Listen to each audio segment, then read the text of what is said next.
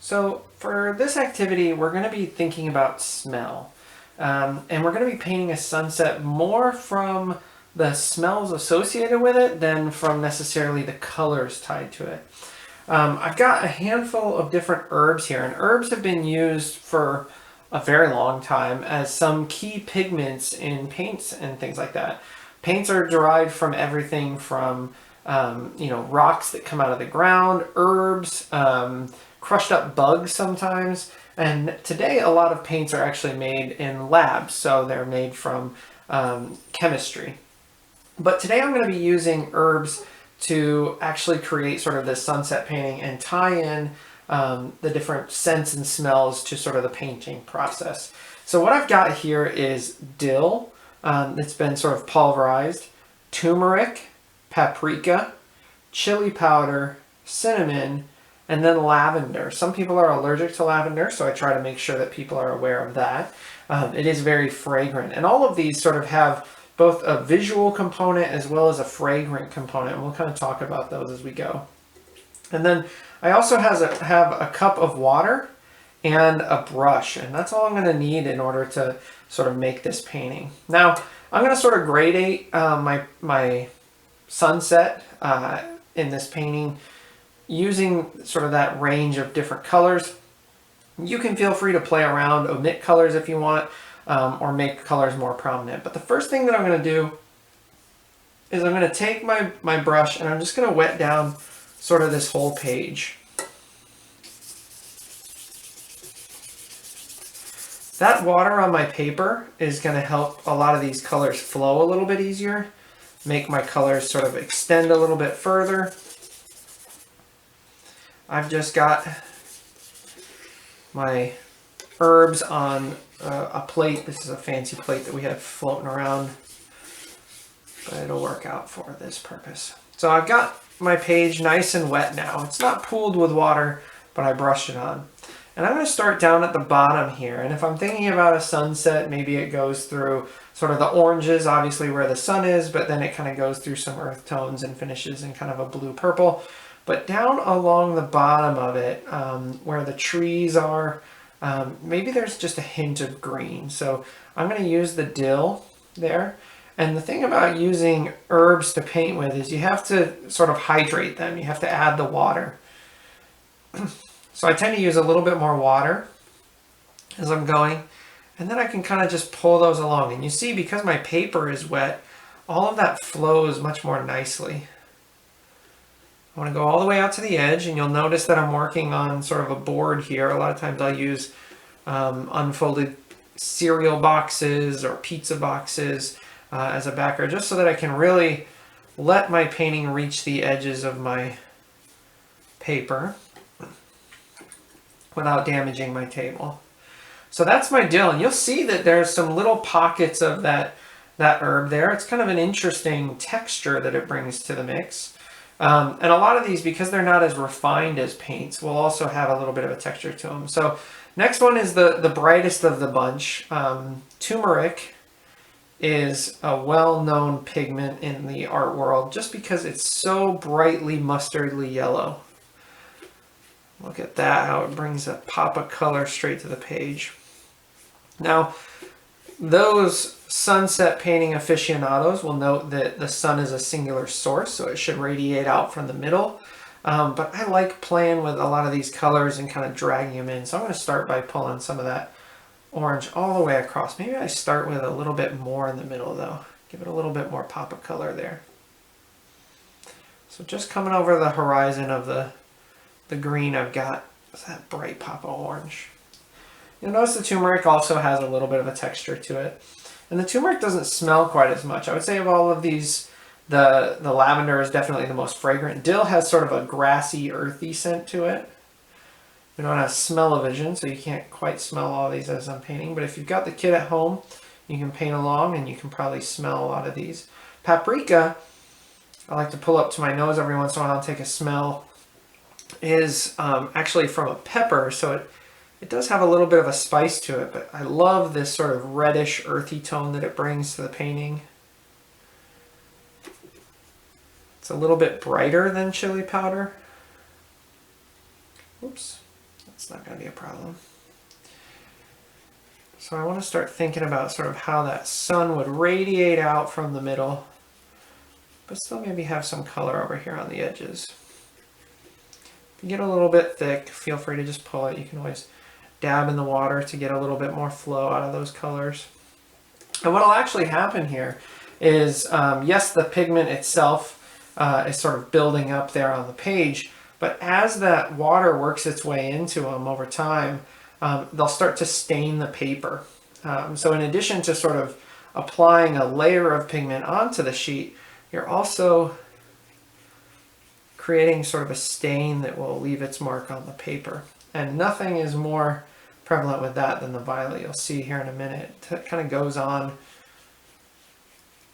not very exciting, but as it develops and dries, it kind of gets stronger and stronger.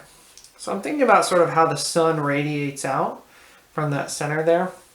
You see the chili powder and the paprika tend to be a little bit similar. I can get a little bit darker tones with the chili powder. So if I want to bring in some darkness around the edges, I can do that.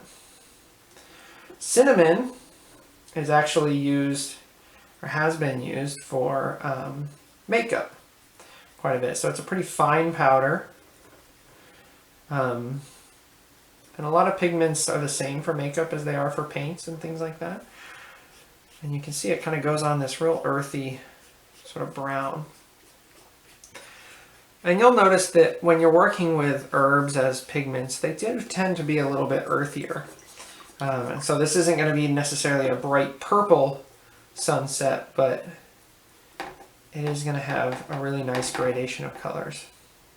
So now I'm working into the lavender, and immediately as soon as that liquid hits it, it's just that really pungent. And on the palette here and on my brush, it looks gray, and actually as it goes on, it looks quite gray. But what's really interesting about lavender is as it dries and as the water works into it, it becomes sort of this blue, green, purple. So it's definitely one that reacts as it sits on the page. And this is where I want to kind of layer over with the cinnamon, the lavender, and work those onto the page. It's kind of fun to play around with these different pigments instead of using sort of traditional looks. So there I've got a pretty nice start to a sunset. And you can already start to see the lavender is changing color as it works in with the pigment there. I can work it in a little bit further if I want. Just kind of dabbing as much as I am brushing. That's pretty good. And then what I'm going to do is I'm going to let that sit and dry. And then I'm going to come back with some black paint, and I'm going to paint a silhouette in the foreground. So as the light is backlighting everything, you get these dark silhouettes in the foreground. That's going to work out perfect for this painting.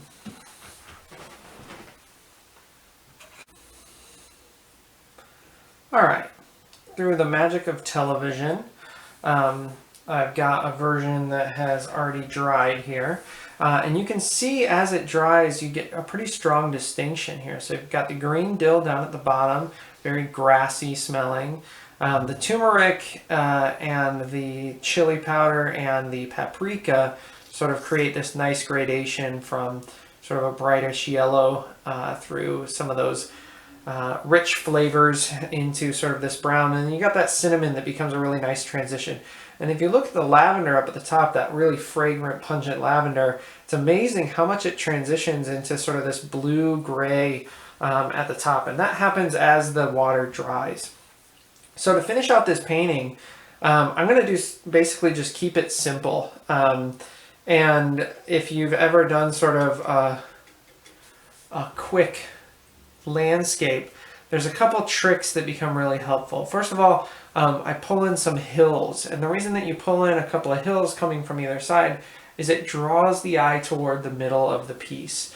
I've mentioned that I'm going to use just black paint to finish this one up, and that's because I don't have to think about what's happening in the foreground here. I can just sort of let that sky be the piece. And remember, I'm working on a sort of a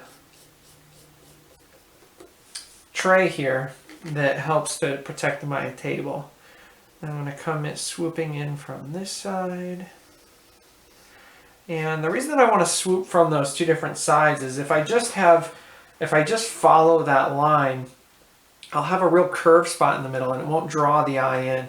If I swoop from either side as I work, then it creates sort of the point there, which is the focal point of the piece, so it draws the eye in the most.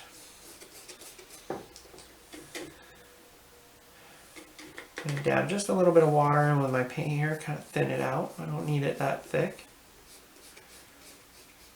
There. Now, that's pretty simple, and I certainly could leave it at that. Or I could add, you know, maybe a couple of trees up here. To do a tree, I just sort of do a line, and then a bit on either side. You can feel free to work in whatever you want. I need another tree up there. Something in the background there to really push the eye back. Do some over on this side too. They don't need to be fancy, just something to sort of activate the space. Yeah, I'll do one more over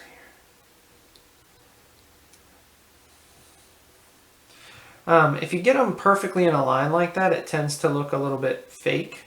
So what I'll tend to do is sort of overlap them a little bit more. Add just an extra one in there. And then it tends to look a little bit better. You can also bring some in here. Remember, if they go further back, you're going to get a little bit smaller. And then, you know, the easiest way to sort of activate the sky is, you know, with some pretty basic birds.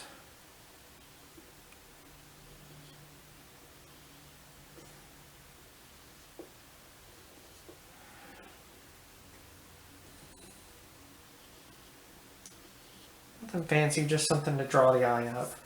So that's a real quick, easy way to finish up this painting. Remember, it was more about playing around and experimenting with the herbs, but at the end of the day, we got a pretty nice painting out of it. I hope you enjoyed this, and I hope you'll continue to explore different herbs and see what they can create when it comes to adding color to the page. So have fun and keep experimenting.